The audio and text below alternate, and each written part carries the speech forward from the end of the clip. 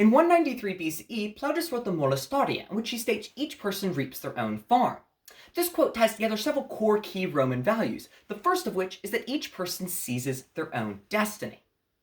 No one exemplifies this better than the ancient mythological hero Hercules. Hercules was dealt a poor hand, or shall we say, a farm in disrepair. The goddess Hera despised Hercules simply because he was the illegitimate child of Zeus.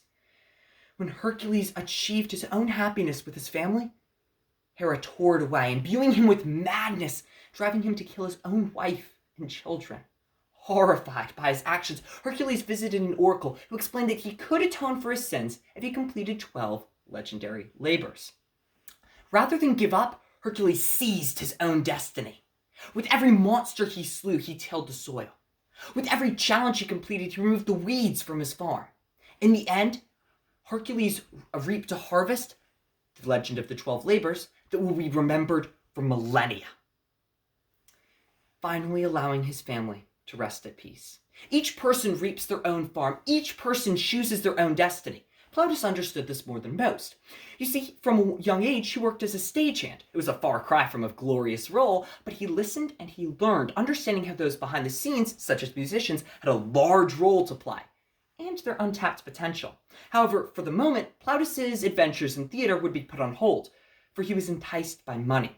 He joined an illegal business venture that earned quick cash, but harmed honest Romans. As we all know, what comes around goes around, and poor seeds only lead to a weak and hollow harvest. Sure enough, Plautus's luck turned, and the illegal venture he had gone on to earn money left him penniless.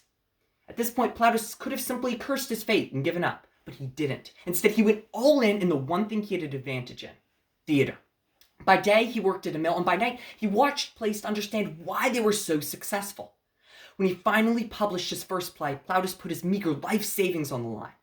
And it was a massive success. It reached out to the audience that Plautus had been a member of for so long to make the ends of jokes just that much more effective. It used musicians in almost every scene to set the tone like never before.